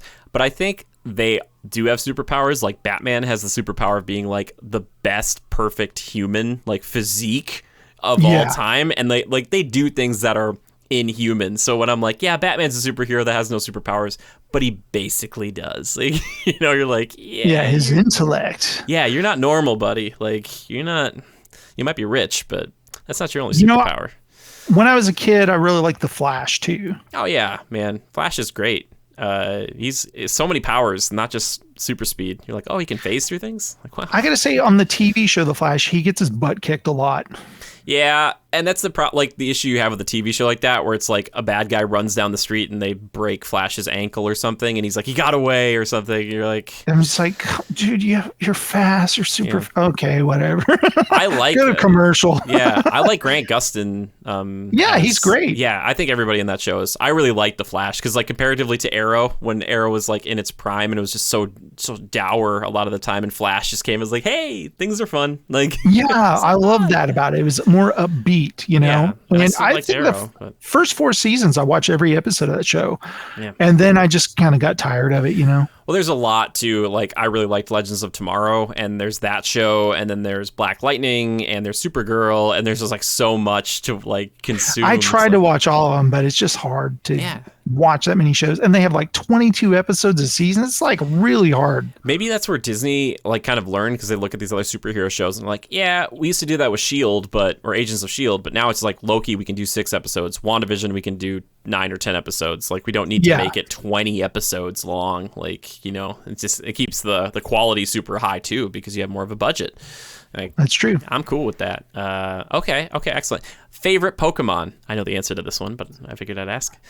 Squirtle. Squirtle. Dude, Squirtle's great, dude. Yeah, I love Squirtle. Is there a reason why is it Squirtle? He's just adorable. You know, he's great. A turtle. Mm-hmm. That's all you need. All right. That's all you need. Favorite 80s movie world that you wish you could live in? Oh dear. I don't know if I want to live in these worlds. You don't want to live in Blade Runner world? No. They're all pretty bad. Okay, Willy Wonka. There we go. No, wait, that was 70s. Damn. Close. That was close. The world of Goonies. How's that? The world of Goonies. Dude, there you go. There's a good pick. I feel bad about this. I need to watch all of that. I've seen lots of it, but I have not seen it from start to finish. I gotta say, the director of Goonies just passed away this week, Richard Donner. Yeah. Mm-hmm. Rest in peace, Richard Donner. A lot of great movies. Superman the movie. Yeah. There you go. Good picks. He's a great director. That's great. And finally, if you could put yourself into any film, series, or franchise of all time as a character in there, which one would it be?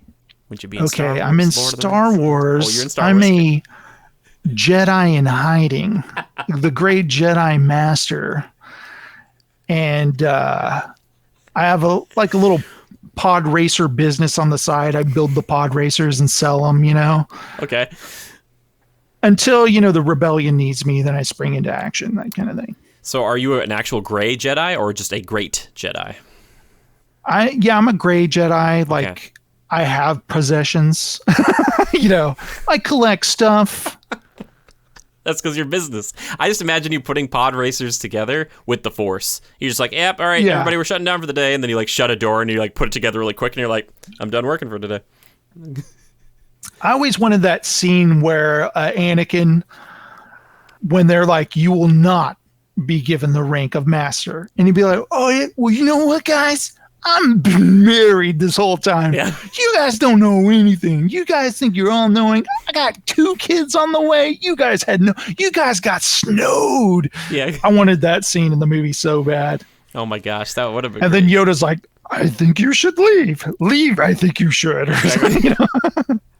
Oh, it's like reminds me. I started watching that because of what you recommended. I think you should leave. I think that's what it is. That sketch show on Netflix. Yes. Some really funny stuff in there. Definitely not a family show. Yeah. Like Auntie Donna's Big House of Fun. Big Old House of Fun. What's the sketch on I Think You Should Leave that cracked you up? There was, oh my gosh, because like it's, you know, with sketch shows it's so hit or miss, right? Because like some of them you're like, that's so funny, and other ones you're like, that's not really some you're just like, what has just happened? I think, oh my gosh, there was one in the oh my gosh, there was one that was just so ridiculous. The one where he was trying to explain like the best stuff on corncob TV, and it was this one about like, it was called like coffin floppers or something really messed up, and it was like just something stupid. And I was like, what is this? Like the TJ Tuggers t-shirt, it's got a little handle that you pull on. Did you see that one? I didn't see that one yet. No. Okay. Okay, something to look forward to. It's a t-shirt with a handle on it, and and you can just tug on it. Yeah, which is funny because the guy who played Charlie in Tomorrow War was in like one of these ones with like the little buff boys or whatever. And the baby of the year thing. It was so weird. I was like, oh my gosh, is this the same guy? And I'm like, oh, it is. I was like, he's getting everywhere. I was like, good for him. He's also in a movie called Werewolves Within. Yes, that one too. He's the star of it. Yeah, and I just saw that, and he's so good in that. He's the best part of that movie. That guy's he's doing everything. I was like, he's going to start being more and more movies. I think.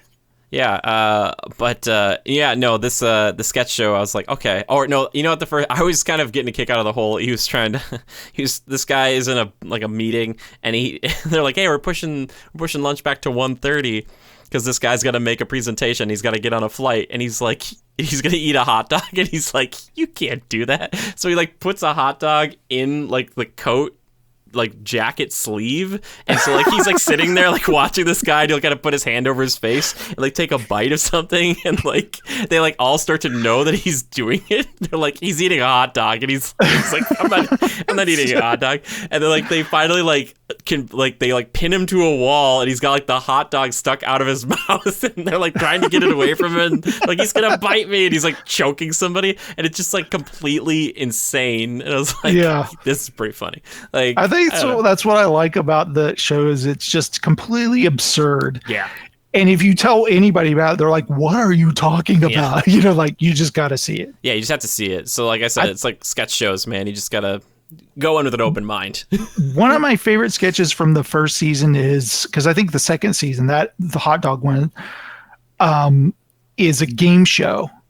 And it's kind of like where you're kind of like Jeopardy or whatever. But if you get a chunky up on the wall, this guy in an outfit, he's called a chunky. He comes and he eats all your points. Okay. But the guy who's in the chunky suit isn't sure what he's supposed to do. So he's like, oh, I'm sorry, you got a chunky? Oh, here he comes. And then he's like walking out, and he's just like, grabs a guy, gets him in a headlock. The dude's like, what are you doing? He's like, chunky, you're not supposed to do that. Don't touch him. And the guy's like, what? He goes, don't talk, chunkies, don't talk. And he's just yelling at the mascot guy, and the mascot goes away.